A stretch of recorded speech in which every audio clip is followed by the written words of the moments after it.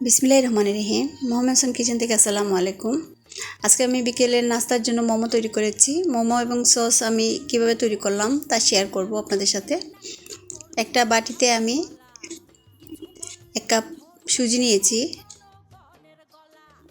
এবং ময়দা নিয়েছি 1.5 কাপ, পানি দিলাম 1.5 কাপ।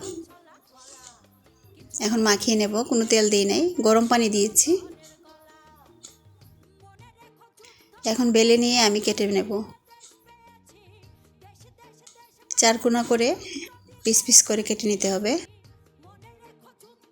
খুবই সহজ, তেল ছাড়া স্বাস্থ্যকর খাবার। আপনারা এইভাবে তৈরি করে দেখে নিতে পারেন। আমি চিকেনের একটা কিমা করেছি, শুধু চিকেন এবং লবণ দিয়েছি অল্প। চাইলে আপনারা অন্য মশলাও দিতে পারেন, কাঁচামরিচও বেশি করে দিতে পারেন কিমার সাথে। আমি দিই নাই। এই যে তৈরি করে নিয়েছি আমি মোমো। আমি এখন একটা গরম পানির উপরে একটা ছাঁকনি বসিয়ে দিয়েছি। ছাঁকনির মধ্যে আমি সিদ্ধ করে নেব। খুবই সহজ একটা নাস্তা হয়ে গিয়েছে আমার মোমো। আমি 15 মিনিট পরে নামিয়ে নিয়েছি। পানি যাতে গরম থাকে, গরম পানির উপরে আপনার চাটনিটা দিয়ে দিবেন, তাহলে সময় কম লাগবে।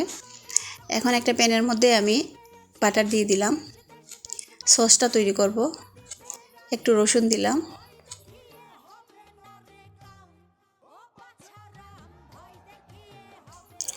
একটু সস দিয়েছি, সয়া সস এবং চিলি সস। কাঁচামরিচ দিয়েছি একটু কেটে। ধনেপাতা দিয়েছি, চাইলে আপনারা ধনেপাতা স্কিপ করতে পারেন।